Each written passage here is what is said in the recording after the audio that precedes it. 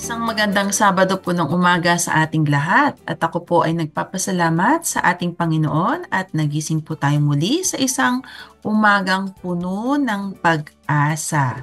Unang araw po ng buwan ng mga puso, February 2025, at dalangin ko na sa umagang ito ay tayong lahat ay nasa malusog na pangangatawan at pag-iisip. Welcome po sa 11:43 DZMR para po sa ating programang Usapang Pangkalusugan. Muli, ako po si Dr. Jennifer Gatiwan C., your program host, at samahan niyo po ako sa loob ng kalahating oras at pag-usapan natin ang isang napapanahong usapin. So nasabi ko po kanina, no? First day of February and buwan ng mga puso, yun po ang ating pag-uusapan natin sa araw na to. Bakit nga po tinawag na Heart Month ang February aside from Valentine's? So siguro talagang isinabay na doon. Pero very critical din po talaga sa kalusugan ng ating puso dahil this may not seem urgent until it hits close to us. Siguro meron sa atin o kamag-anak, mahal sa buhay na nagkaroon ng problema o nawalan tayo ng kamag-anak because of cardiovascular problem o yung mga heart attack. Dahil alam niyo po ba that cardiovascular disease or the CVD ay ito po ay isa sa mga pumapatay sa karamihan hindi lang sa hindi lang dito sa Pilipinas kundi sa buong mundo. This is an old census, I think 10 years ago.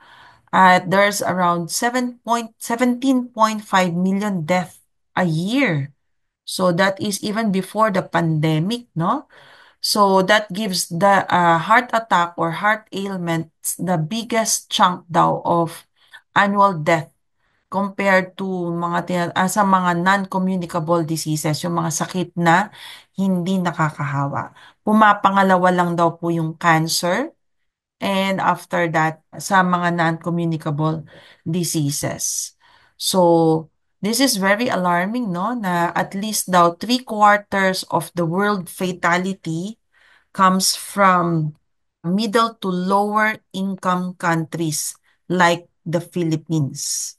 Yan, dahil maybe because of the stress, dahil nga po mahirap ang buhay, but basically pwedeng dahil din sa diet. So dito po sa ating bansa, no, nasabi din kanina, no, the worldwide number one ang heart attack. The same thing with the Filipinos, no? In the Philippines, number one din po ang heart disease or the ischemic heart disease as the major cause of death sa ating bansa. So, ito po yung mga tinatawag na non-communicable disease. So, again, census daw po noong 2014, there are around 19 Filipinos dying from heart disease every hour. So, matindi yun, no? And by early 2016, the heart disease death ay medyo nasa around 161 per 100,000 members of the population. Yung pinaka-latest na data, 2023 data from the Philippine Statistics Authority, revealed ischemic heart disease were the main cause of death daw from January to December 2022. Okay, so this is during the time of pandemic, no? Around 18.4% of all fatalities. Yun po. Dun sa aking slide is 18.9. So very small, insignificant. So napakataas po ng mortality or ng pagkasanhi ng pagkakamatay ng isang Pilipino na dito related sa heart attack. Maybe because during the lockdown, no, hindi lumalabas ang mga tao, very sedentary. Tapos nauso yung tinatawag ng mga mukbang. Ayan, so hindi maganda. So, noon nga pong 1973, the father of our president now, he was the one who instituted this Heart Month. Okay? So, January, actually niya, of 1973, there was a proclamation made during the time of Ferdinand Marcos Sr. na ginawa nga niya itong Philippine Heart Month. At ang dahilan is to dedicate resources and focus attention on the pressing issues of cardiac health and medical research for the population. So, dahil doon, nagkaroon din tayo ng Heart Institute nung panahon ni former President Ferdinand Marcos noon. So, syempre gusto niya na maging healthy rin ang Pilipino. And because of that, no, ever since for more than 50 years, so may mga promotions for healthy heart. So, nagkakaroon ng mga walkathon, free ECGs, free clinics ng ating DOH, at meron tayong mga lifestyle suggestions para sa ating mga kababayan. Ano yun? Kumain ng tama, we manage our stress, iwasan ng alcohol or ang paglalasing, stay at a healthy weight, at wag ng manigarilyo or quit smoking. Syempre, ang focus dito is yung mga tinatawag nating common risk factors na pwedeng maiwasan. Tulad ng pagkain ng madami, paglalasing, di ba?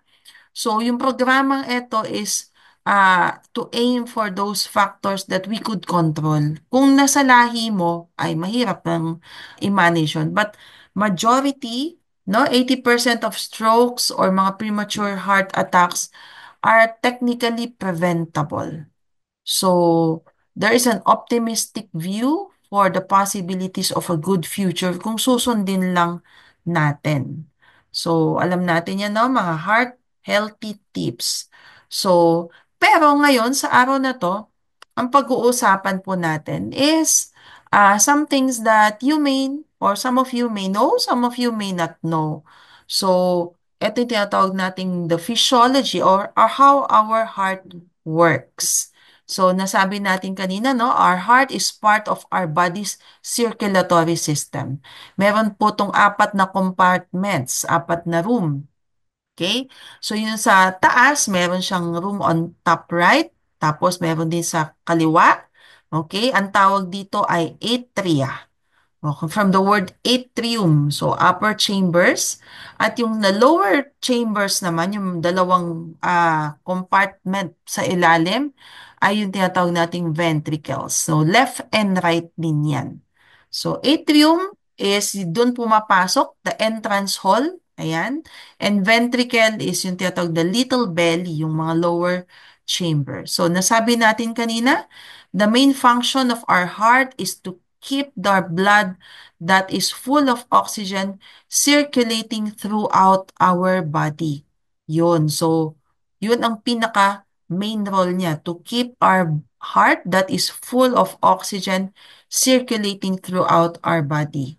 It circulates the blood in our body roughly around 1.5 minutes. Ganun kabilis. Yung blood na naipampalabas sa puso, in less than 2 minutes, nakabalik na ulit siya sa puso. And our heart, no, napakasipag nito, it pumps about 2 gallons of blood every day. Around 7.6 liters of blood. Napakasipag niya pero maliit lang siya, no? An average size of an adult heart is just the size of our fist, yung ating kamao. At nagpapump siya, no? Depende kung ikaw ay at rest o ikaw ay nag-exercise. So, an average of 60 to 100 beats per minute. Okay? So, in 24 hours, in one day, it beats around 115 times. 115,000 times. Ika nga, ganun siya kasipag. Okay? At another trivia, no? Alam nyo ba na ang baby sa tiyan ni mommy, pag ang isang babae ay naglili or buntis, the heartbeat of the baby can be detected as early as 5 to 6 weeks into pregnancy. So, nung nalaman mong delayed ka at nag-positive ka sa pregnancy test, actually, may heartbeat na si baby. At nakikita to, na-detect to via ultrasound. So, by that time, there's already a life inside a mommy's womb. Okay? So hindi lang siya basta blob o na dugo, no? Ito ay isang buhay na may pumipintig-pintig na puso. For today, we will focus on one area of that heart, no? Yung kanyang role as a pump. Pero ano ba yung system para mag-pump ang ating heart? Ito yung tinatawag na cardiac conduction system, the electrical system that controls the rhythm of our heart. Yun po ang ating pag-uusapan natin. No, with every mechanical heartbeat, there's an associated electrical activity. No, parang may kuryente that will set the rhythmic contraction of the four chambers of the heart na sabi natin kanina, yung atrium sa dalawa sa taas at yung ventricle sa baba. So meron siyang tinatawag na rhythm, parang sayaw, okay, na may sinusunod siyang beat. So yung beat na sinusunod niya, yun yung union conduction na dadaan sa tinatawag nating electrical pathway within the heart. Na yan yung chine-check sa ECG. So in a healthy individual, there is a perfect synchronization with the electrical pulse up to the mechanical contraction. So perfect yan. Naglumabas yung electrical impulse, magpapump yung heart. So the electrical activity precedes, mauuna yon, and will stimulate the mechanical activity, the muscle contraction. Without the electrical impulse, walang heartbeat. Okay? So, di ba, pag may namatay, ini-ECG. So, pag wala ng heartbeat, ibig sabihin, wala ng electrical impulse. So, saan po nanggagaling yung electrical impulse na yan? So, meron po tayong tinatawag na SA node or the sinoatrial node. Kung sino ang nagbibigay, yun ang Panginoon. Kaya nga, sino. Okay? So, this is the first part of the electric pathway. Siya yung nagsiset ng pace para mag-beat yung heart ng maayos. Kaya siya yung tinatawag nating pacemaker. So, saan matatanggap naman ng SA node yung electrical impulses? So, it receives the stimulation from the special nerves from our brain. Okay? So, magagaling sa utak natin that will set the rate of the heartbeat, no, according to the physiologic input na natatanggap niya from the various parts of our body. Kung ikaw ay natutulog, tahimik, so walang input sa iyong leg muscles, mas mabagal ang heartbeat. Pag ikaw ay tumatakbo, kailangan niya ng more oxygen, sabihin niya sa brain, at sasabihin naman ni brain sa heart, bilisan mong magpapintig. So, the SA node fires at a potential of the very slow 60 to the fast 100 beats per minute. Yun po yung normal parameters of our heart rate. So the firing of the SA node, okay? So nagkaroon na ng firing of electrical impulse, may stimulate na niya yung atria, okay? Yung upper chamber muscles na mag-contract, na mag-pump. At yung blood na dumaan doon is maipapump niya papunta sa lower chambers, yung ventricles. Ngayon, meron ibang electrical impulse na naman na magbiyabiyahe mula sa atrium papunta sa ventricles. Nagmi-meet sila sa tinatawag nating junction kung saan sila nakikita. Yun yung atrioventricular junction. So, dun sila magmi-meet, AV. Okay, so yung lugar na to is small kumpara dun sa atrium at mas mabagal. So mas mabagal yung transmission ng electrical impulse. Kaya nagkakaroon ng delay ng stimulation dun sa lower chamber, dun sa ventricles. Mas mabagal yun kasi mas maliit. Okay? So, yung AV node, doon, meron na namang mga wiring doon, magfa-fire siya at magta-transmit siya ng kuryente sa mga heart fiber sa ventricle na magkukos ng contraction. Now, papunta saan? Papunta sa, yung right ventricle, papunta sa baga, para yung baga na may oxygen, di ba? Doon tayo nag-inhale, exhale, magre-refill yun. Tapos, yung left ventricle naman, okay, papasok naman sa buong katawan kung saan kakailanganin yung mga oxygen na ide-deliver ng blood. Okay? So, ganun kagaling ang Panginoon. Dinesign niya itong napakagandang pumping organ sa ating katawan to help us live. So, bakit nagkakaroon ng delay ng stimulation from the atrium down to the ventricle? This is very vital, no? Yung from the lob to the dub, okay? Yung lob, dub, sabi niya. Yung lob na yon is the contraction of the atrium papunta sa ventricle. Very crucial yun dahil pag hindi na sumunod sa tamang kumbaga cha-cha or rhythm, okay? Doon na nagkakaroon ng problema.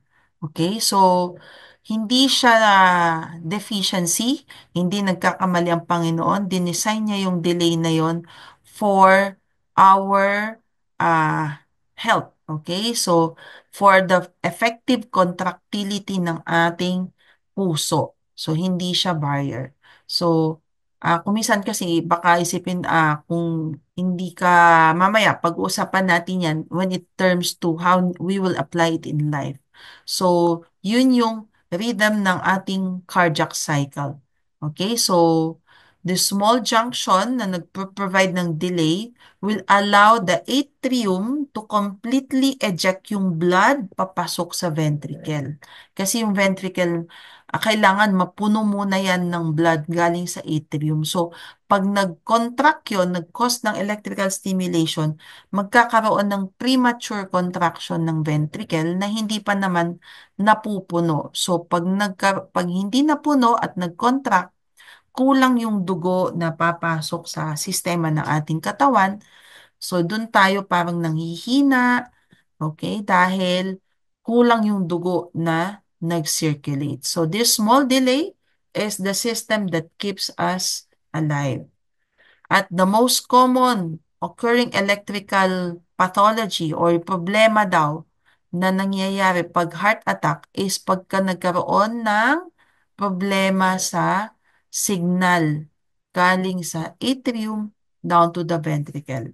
So nagkakaroon tayo ng fibrillation, yung nawawala siya sa rhythm. Nawawala siya sa perfect rhythm.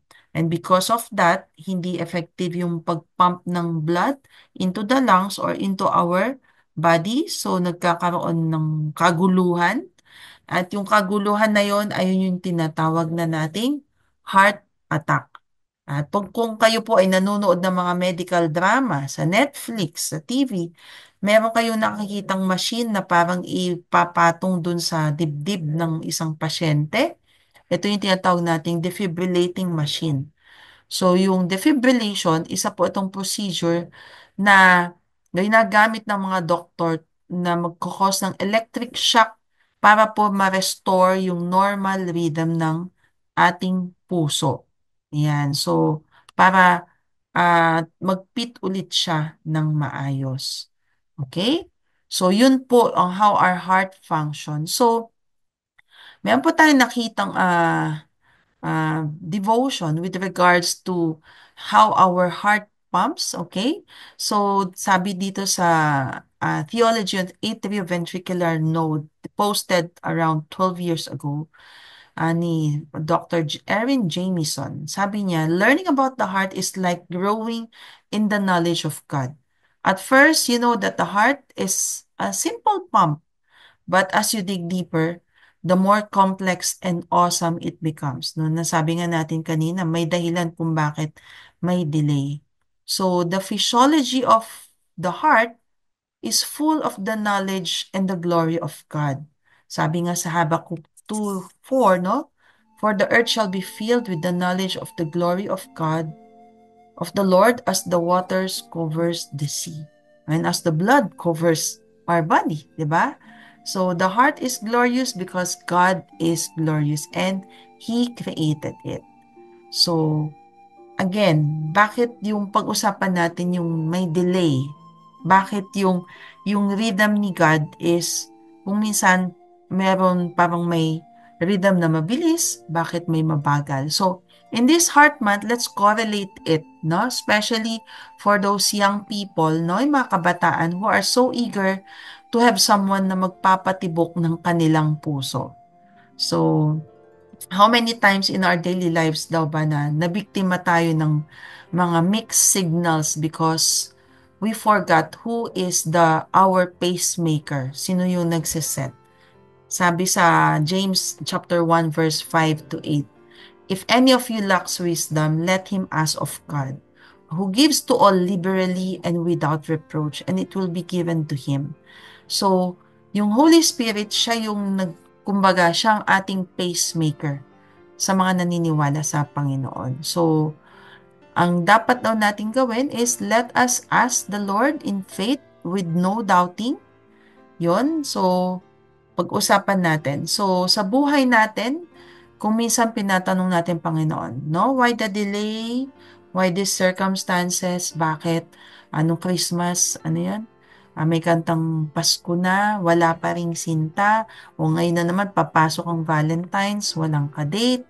No? Sometimes, we are blinded in our foresight. We lack perspective as if we are just looking for those electrical impulse that will keep our heart beating, no? At kung minsan, pag walang ibinigay ang Panginoon, we see those delays as killjoy and hindi na tayo masaya with our circumstances. We become incredibly impatient, parang malungkot, pabiktim. So, ang isa sa mga apostle ng Panginoon, si Paul, sinabi niya noon sa Romans chapter 5, sabi niya, sabi niya, we rejoice in hope of the glory of God. Sabi niya, we rejoice in our suffering, knowing that suffering produces endurance, and endurance produces character, and character produces hope, and hope does not put us to shame. Sabi niya, because God's love has poured into our hearts through the Holy Spirit who has been given to us. So, ang sinasabi lang dito ni Paul is, kailangan tayo magkaroon ng character na nanggagaling sa pagiging may pasensya, no? And nagkakaroon tayo ng pag-asa na kung saan parang mahina tayo, no? Pero at the right time, Christ died for us, for the ungodly. Yun. So yung parang tayo yung ventricle, naghihintay for the infilling of the Lord, no? In His perfect time, He poured, no, His blood to us, no, through His Holy Spirit when He died on the cross, para mag-pump tayo ng maayos. For while we were still sinners, Christ died for us. So we can react in those life delay in two ways. First, sometimes nagpo-focus tayo sa sarili nating kakayahan, dun sa paano natin i-deal. Okay? So, sometimes we tend to manipulate the situation. Best dun sa natatanggap nating iba't ibang impulses kung saan-saan. Do you know that Satan tries his best to get into our heads? Alala ninyo yung SA nodes na nanggagaling yung electrical impulse from our head. So, the devil, the great deceiver, no, get his best, get into our heads and present flawed data, mga lies or situations or mga deceptions. So, yun ang ipinapasok. Kaya, ang nangyayari, doon natin sinusunod yung beat, hindi na natin hinihintay. Another one is trust. And that's another option. Kaya nga sinabi natin kanina doon sa James is kailangan magkaroon tayo ng faith and trust with no doubting. Dahil if nag-doubt tayo, we are like waves of the sea driven and tossed by the wind. So, nagkakaroon tayo ng fibrillation, wala na sa rhythm ng Panginoon. So, if we trust God, there is a bigger lens by which God works. No, we see things in the bigger picture, in the perspective of God. So, if we see things in the perspective of God, we listen to His signal, we listen to His word, we listen to the electrical impulse, ika nga. So, pag sumunod tayo doon, then we will be a good ventricle. Kumbaga, that will make a difference. Hindi tayo, mas magiging productive tayo, mas magiging maganda yung kalalabasan ng ating buhay. So delays and unhappy circumstances are means by which God uses to make us holy, to make us whole, and more effective as His children. So, sometimes mas mabilis talaga na to look inward, and yet it's painful na maging self-absorbed pa-victim, di ba? Yung madalas sabi natin, why me? Okay? Pero mas magandang piliin yung mahirap gawin, the difficult way or the narrow way, which is to be thankful and grateful. And because after that, it will be rewarding at the end. Okay, so we must be thankful that the greatest, most loving Father is trying to fill us to the fullest, to make us holy and pursuing us for the right relationship with Him. God, no? The Holy Spirit is our pacemaker. He is seldom early, but He is never late. So He is always on time. So let's try not only to do that in hindsight. Ibig sabihin yung nabasa natin, ganyan, pero pag may mga bagong pagsubok na dumating sa atin, no, right before us, unahan na natin. No, give thanks in all circumstances, for this is the will of God in Christ Jesus. Sabi nga sa 1 Thessalonians 5:18. We rejoice because we have hope from God, who amidst their circumstances pours love into our hearts. No? Kumbaga, ini-infill niya muna tayo, no? Hintayin muna natin yung SA node. So pag napuno na, be thankful for that electrical impulse, because every second will keep us alive in Him. Be even more grateful that God exists, no? And He is with us all the time, and He will always be with us forever. So in this heart month, let's keep our hearts in check. So are we trusting His timing, or are we not? So let us set the pace of our spiritual hearts down na attuned to the Lord's timing. Maniwala tayo sa Kanya with all our heart, and lean not on our own understanding. Acknowledge Him in all our ways, and of course, He will direct our path. Yun po. So that's it po for today sa ating programang Usapang Pangkalusugan. Nawa po ay sa sandaling panahon may naibigay po tayong linaw at mahalagang impormasyon tungkol sa ating paksa sa araw na to. Ang dalangin ko po ay mamuhay tayo ng malusog sa ating katawan at sa ating kaisipan. Abangan niyo po muli ako sa susunod na Sabado para po sa ating programang Usapang Pangkalusugan. Dito lamang po sa 1143 DZMR, a proud member of KPP. Ating tandaan, ang ating kalusugan ay kayamanang di mapapantayan. Happy weekend po sa ating lahat!